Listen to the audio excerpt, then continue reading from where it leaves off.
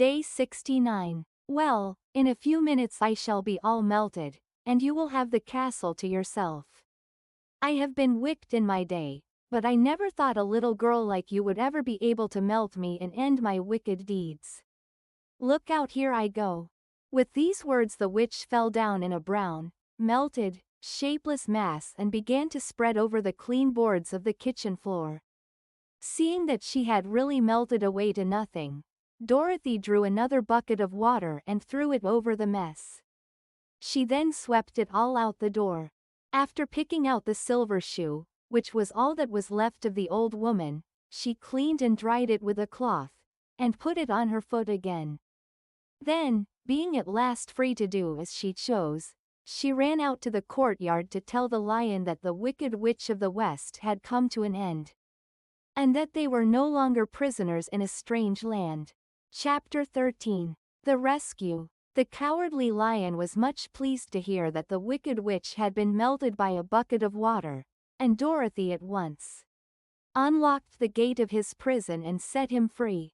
They went in together to the castle, where Dorothy's first act was to call all the Winkies together and tell them that they were no longer slaves. There was great rejoicing among the yellow Winkies, for they had been made to work hard during many years for the wicked witch, who had always treated them with great cruelty. They kept this day as a holiday, then and ever after, and spent the time in feasting and dancing.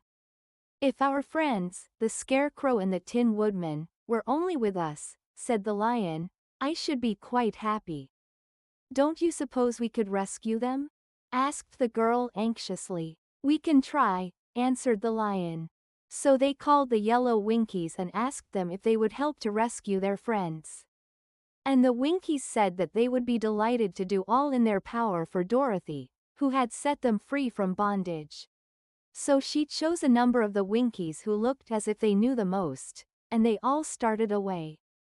They traveled that day and part of the next until they came to the rocky plain where the Tin Woodman lay, all battered and bent. His axe was near him, but the blade was rusted and the handle broken off short.